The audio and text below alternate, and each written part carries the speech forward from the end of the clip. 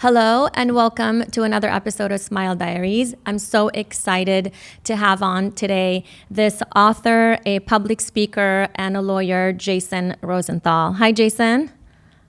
Hello, how are you? Good. How are you?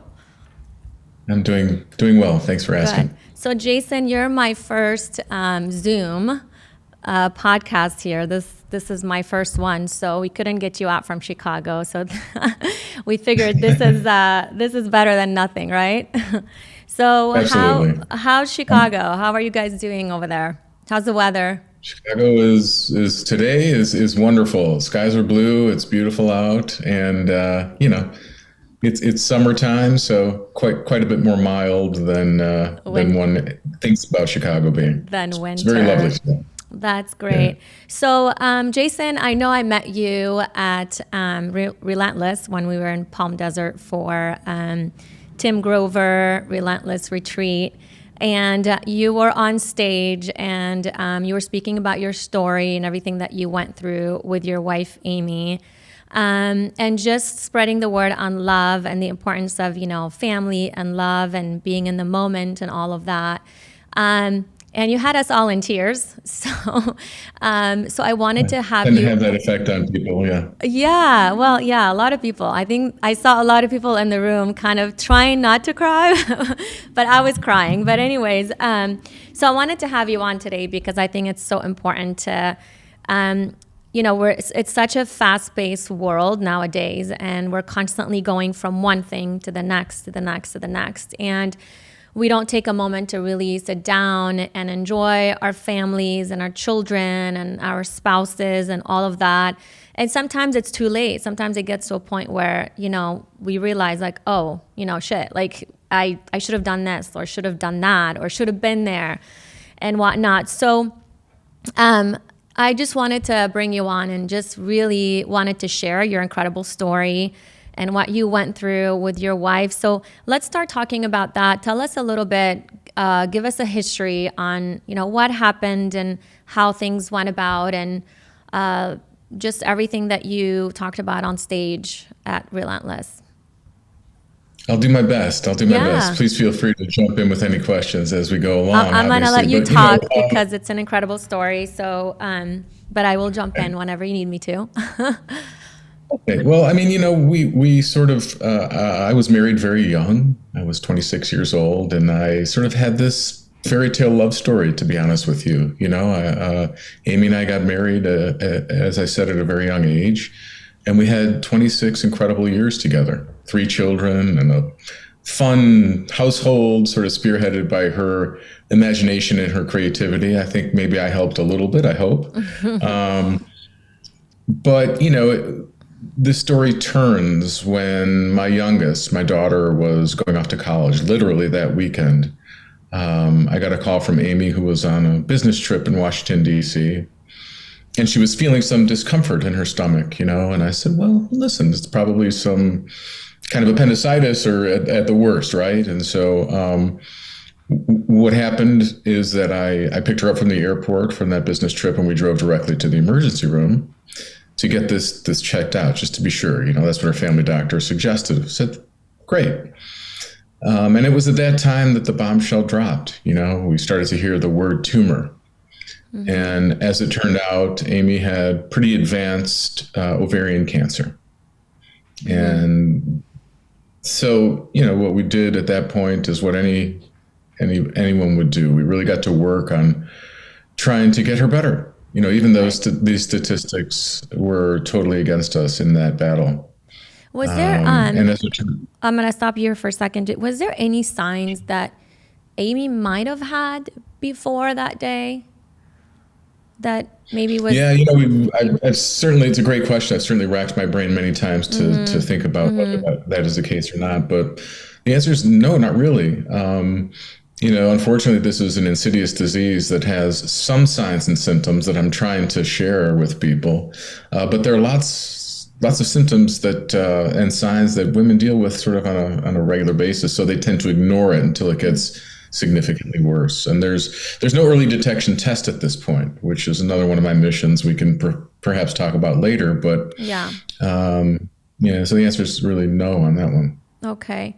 Okay, so continue. So you came back from the hospital and you tried your best to, you know, see how you can make this better and fix it. Yeah, we sure did. And yeah, as it turned out, that was not the case. We were not successful in that. We tried everything we could, even novel treatments and things like that. And Amy succumbed to ovarian cancer.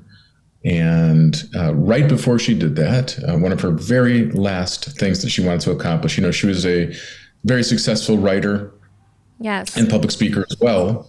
And she really had this idea that she wanted to write one final piece before she died. And she was literally writing it, it sounds so graphic, but as she was dying, she would take these little micro naps because of the medication she was taking and come back up and, really get back to work on this essay. And she knew where she wanted to publish it and everything like that. So she really had that last mission. And she was successful at that mission. She got this essay published in the Modern Love column of the New York Times, which appeared in that publication 10 days before she died of ovarian cancer. Wow. And so it went out and she saw it. It was published and she knew it was published. She did know it was published, and she did see the immediate feedback, which was unbelievable. Went viral instantly and was read by millions and millions and millions of people all over the world. But, at the same time, she wasn't really able to appreciate what she had done, Yeah. So tell us a little bit about the title of the article and what was the article about? It was called "You May Want to Marry My Husband," and it was essentially a creative play on a personal ad for me. So it was so beautifully written and very funny, which is, an incredible combination for someone to write, period, but also for someone to write when they're literally, dying of cancer. And so that's really why I think it struck such a chord for people, is because it combines such poignancy and also the humor. Yeah. I mean, that's incredible to be able to do that when you're suffering too. That's huge. And so tell us what happened after that. Well, so I was very encouraging. She asked me to read the essay before it was published. I had no idea, when you live with a writer, whether something's going to actually get published or not, even a very successful. Yeah. But what happened is what I just described. It really went crazy viral and sort of thrust me into this spotlight at a time where I, of course, was deeply grieving and trying to be there for my own children and my family, and getting a little practical with end of life things and what we had to do. And so surprisingly, I was thrust into this spotlight that I couldn't really handle at the time and wasn't prepared for, That's but eventually, I was asked by the folks at TED to give a TED talk on my experience in being with Amy at the end of her life and sort of how I was doing and what that felt like, and maybe to support other people that had been through that process or were going through that process or had a family member or friend that was. Because, media is crazy, especially these days. Immediately after the essay came out, I was inundated with press asking me questions about my personal life, and I just was not in the headspace to handle any of that. But when the TED folks asked me to tell my story, I was like, this is a way where I can really be in control of what I wanted to say. right. And so that was a grueling process. I was a bit of a public speaker in my day-to-day life as a trial lawyer, but nothing like this, And so at that point, how old were your kids? Essentially 19, 21, and 23, roughly. Okay. And just to give everyone a little history on Amy, tell us a little bit about the books she had written. I know, we were talking about she had written 26 children's books, right? And 35 published children's books. Children's books and 4 adult books. So tell us a little bit about what kind of writer was Amy, and tell us a little bit about her books. Sure. I mean, she was an incredibly prolific author. These 35 books came out over a course of Well, I mean, the first one originated from a children's story that she told my daughter Paris, and it became a very successful picture book. So we're talking about less than 20 years. She wrote and published 35 picture books, which is unbelievable. That's very impressive. So these books resonated so much with people because, kind of like a good children's film, it's meant for the parents, a significant message for the parents, but also for the kids. So both of those groups can understand it and appreciate it and want to read those books over and over again. Right. And then the adult books there were two memoirs that appeared 10 years apart from one another. And they were very unique in their styling. I'd encourage people to go find them. And the other books, the adult books, were sort of in the category of nonfiction humor. Amy's mind was always active, and she could think of things that, that others just wouldn't be able to articulate. So yeah, she was a really, really good writer. That's so amazing. And what are the names of the two memoirs that Amy wrote? Encyclopedia of an Ordinary Life is one, and the other one is Textbook Amy Krauss Rosenthal. So one was sort of a play on an encyclopedia, and one was sort of a play on a textbook format. That's so cool. Yeah. Well, I'm definitely going to buy the books and read them. So tell us a little bit about, you started speaking publicly and telling your story, and what happened after that? Well, really what happened after the TED Talk that I gave, which was my first real big experience, really immediately in that room, there were many people that came up to me and said that they really appreciated the honesty with which I spoke about the end of life, and what the process was like and what it was like to go through that, and it's not pretty, for anyone who's been through it. And it was the first chance that I had to really talk about the fact that even with the darkness and the heavy burden that it is to go through this with someone that you love, that you're going to get out of it, and that you're going to begin again to find happiness and joy and some purpose in life. And like you suggested in the introduction, it's you're never sure what the next day is going to bring, right? And so I began to sort of talk about really appreciating those things too. Yeah. And so what was the process like for you? I mean, because you took care of Amy in your house, right?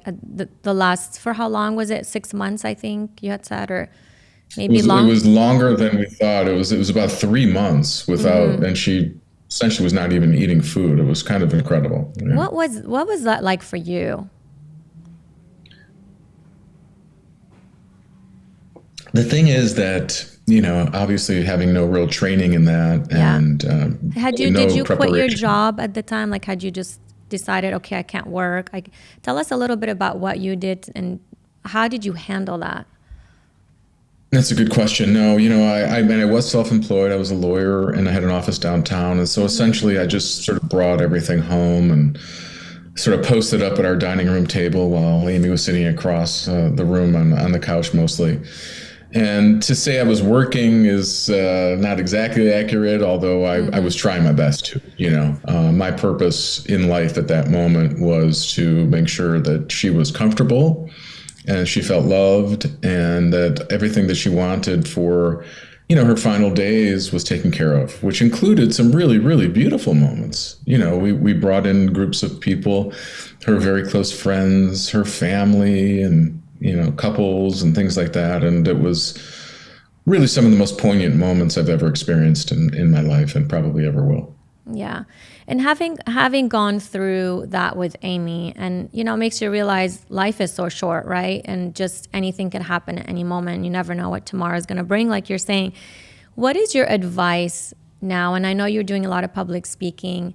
Tell me a little bit about, when you talk publicly, what is your biggest advice to people? I mean, because you've been married, you had 3 kids and your wife, and, we're all running around. Like I said, we're so busy with this and work and classes and gymnastics and dance, and we don't realize sometimes to really take the moment and appreciate and be in the present. So what's your advice having gone through that?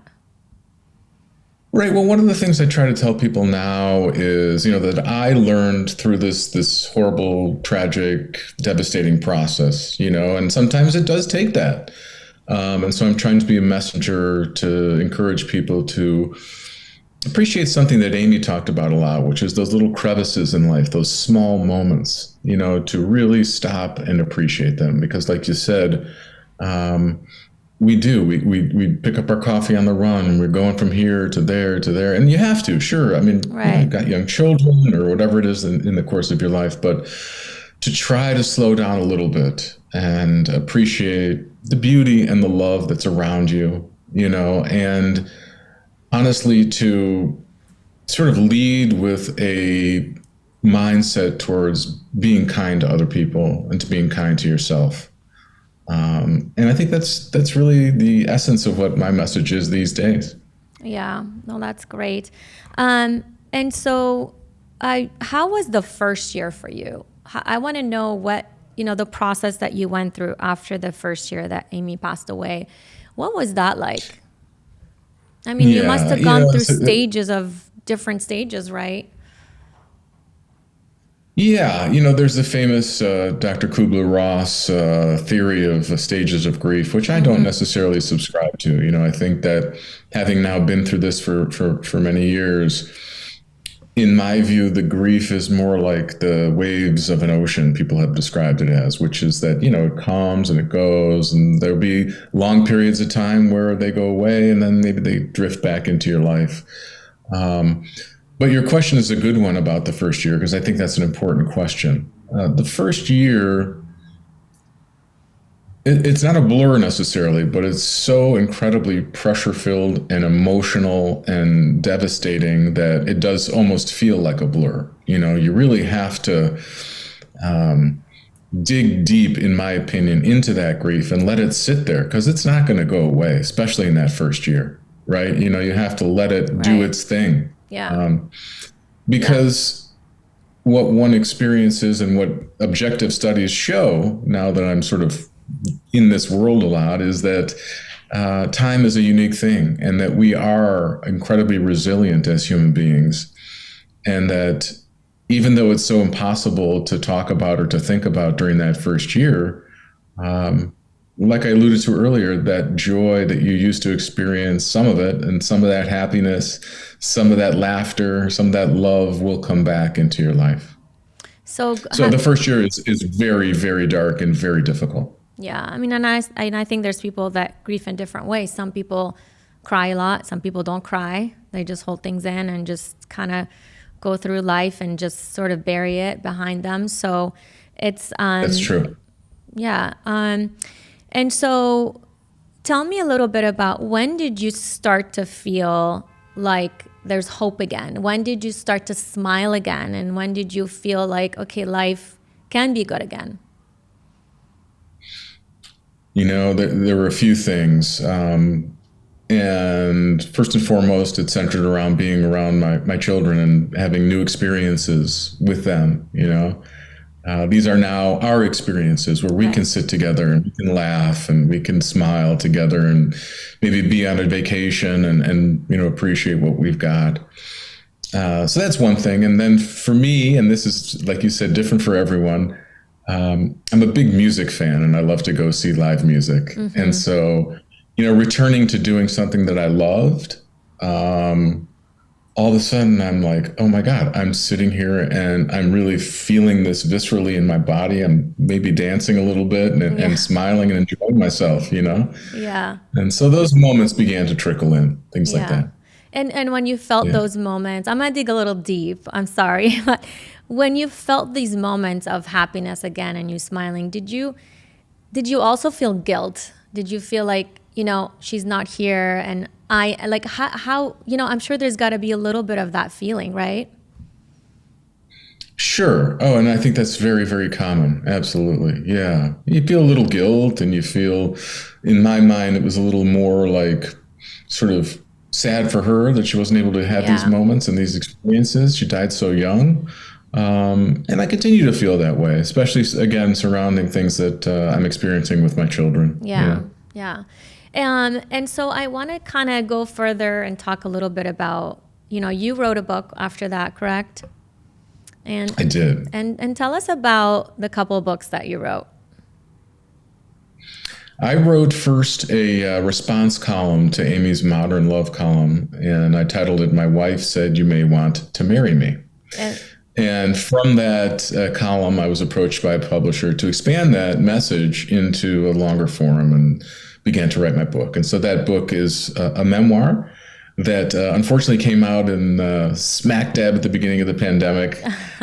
So sort of was overwhelmed in the media space by COVID all the time. But I hope it's evergreen and that people will return to it, you know. okay. And how And long? then the other book, Go ahead. I'm sorry. The other book I wrote was a picture book with my daughter Paris, which is sort of another in the series that she wrote one with her mom Amy, Yeah. called Dear Girl, and this one that we wrote together is called Dear Boy. So just inspirational messages to boys and young men that was very very well received. And how did your kids feel throughout this whole process? Were they home with you guys, or were they at the time away in college, or what was that like? So my daughter, she took a leave of absence from her university. She was studying in Canada, actually, and she came home to be with us. My middle son, Miles, was a senior in college, and so he was a yeoman. He would come back almost every weekend, but she really wanted him to stay on course and to graduate in time. So he would come back and forth.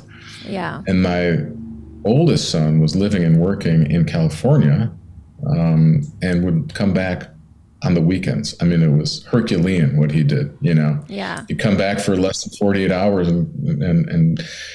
but also, to his credit, he began to call his mother every single day, Wow. to check in on her. Yeah. That's incredible. And so tell me a little bit about how is the book going nowadays? How's the book doing? I think the book is doing okay. It's doing well.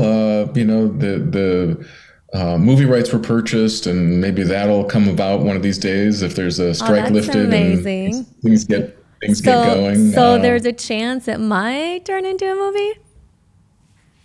Yeah, I mean that's the theory. Some of Amy's so they purchased the rights to the Modern Love column that Amy wrote and some of her work. And then when my book came out, sort of to round out the story, they purchased the rights to my book as well. And it's tough to get a film made, as you know, probably living in California. So we'll see what happens. It's hard. Well, I hope it does turn into a movie, because I think it'll do great. And so tell us a little bit, how are you doing nowadays, and how did you little by little overcome all of that? And tell us a little bit about what happened after the first year. Well, after the first year, I sort of slowly trickled out of my professional life as a trial lawyer. I slowed down that practice and eventually basically retired from doing that. I took on an opportunity to start a foundation in Amy's honor. And the missions of that foundation are, one, to promote the early detection of ovarian cancer. And we've issued several grants to some really competent physicians in that area. I'm really excited about their work. I want to talk a little bit more in detail about that, because I think it's, I would like to bring awareness, obviously, to that, because as you said, there's really no direct symptoms or any symptoms that might not be maybe just a stomach ache or something else that might be something normal or regular that anybody might feel. So tell us, and I know you've researched obviously so much and you know so much about ovarian cancer. So I want to talk in detail about that. Tell us a little bit more in detail about, the detection and at what age, and tell us about your foundation as well. Well, thank you for asking that. The acronym that shows the signs and symptoms is called BEAT. So bloating, eating, abdomen, and toilet. And there's changes in those habits that women, like I said, sometimes just experience and sort of push aside because they're tough and they try to get through it. But I encourage women and even friends and family physicians to look out for those signs and symptoms. But yeah, there is no early detection test at this time. There's no blood test or anything like that.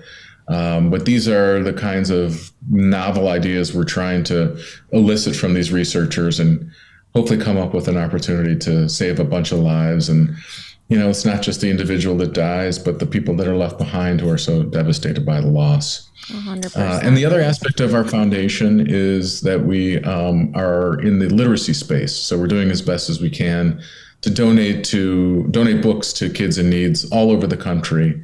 And I'm really, fortunate to say we've donated hundreds of thousands of books to kids in need as of today. So That's amazing. Yeah. And tell me again the name of your foundation. It is the Amy Krause Rosenthal Foundation, and amykrauserosenthal.org. And we have a bunch of interesting content on the website with some people who really have gotten behind the mission of the foundation that you will recognize once you visit that website. And was part of the foundation or the doctors that you are working with, were there some that were treating Amy at the time? Yeah, I have two of them, the premier oncologists in the world on my board, which I'm so fortunate about. One is Dr. Ernst Langell, who was Amy's physician. That's correct. That's great. I remember that. And is there anything, is it ovarian cancer, is it something that's hereditary? Did you ever find out if anyone in her family had it, or is that something hereditary or not? Not necessarily, although certain people of a certain dialect that have a gene called the BRCA gene are more inclined to obtain different types of cancer, not just ovarian. But she did not have that genetic predisposition. Okay. And so the answer generally is not really. Yeah, that's so scary. Yeah. I can't even imagine. Yeah. So it sounds like you're not doing law anymore. So how long were you a lawyer for? North of 30 years. Oh, wow. Well, it's time to quit, right? So that's good. So tell us a little bit about what are you doing nowadays? Are you traveling a lot, doing public speaking, and are you in the midst of writing anything else? Yeah, I'm consistently writing shorter pieces that may one day culminate in a book of some kind. We'll see. But I publish some essays that are easy to find. Mostly in the grief and loss space. And I am running the foundation and speaking all over the world, literally, about these topics, which is really, meaningful work for me. Yeah. And in addition to that, I have returned to being a student, and I'm almost done with a program in getting my master's in social work. Oh, I didn't know that. That's great. Yeah. Where are you where are you doing that? At what university? It's at the University of Illinois. It's a hybrid program, so it's mostly online and some in-person workshop type classes. Well, that's amazing. And personally, Jason, do you mind me asking if you are dating, or tell us a little bit about your personal life? Oh, I don't mind at all. I'm really fortunate. I'm in a meaningful relationship with someone, and it's great. And I feel really, really lucky about that. Yeah. That's great. And your kids are doing well. I know one of your daughters is out here, right? In Los Angeles, is that correct? Yeah, she's in LA. Yeah. Is she enjoying being in LA? Yeah, they're doing what they should be doing. It's not easy, to not have a mom around, especially at this stage of life. So I'm not going to say it's all great and going beautifully. It's tough. It's tough, but they're doing okay. And they're wonderful, wonderful, kind-hearted, beautiful human beings. If I do say so myself. I'm sure they are. I have not met them, but I'm sure they are. If they're like you, you're amazing, and you're so sweet and kind. And it was such a pleasure meeting you in Palm Desert at Relentless. And we had dinner together a couple of nights, right? And yes, you were a joy to talk to. Yeah. Yes, it was amazing. Well, I want to thank you for your time today. And I know you've been trying to do this podcast for a while. We finally got around to it.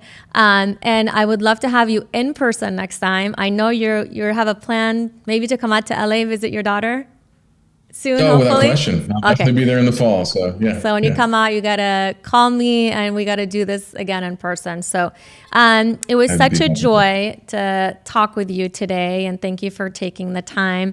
I will be buying the books and reading them, and I'll let you know what I think about them. I'm sure I'm gonna love them. Okay, And great.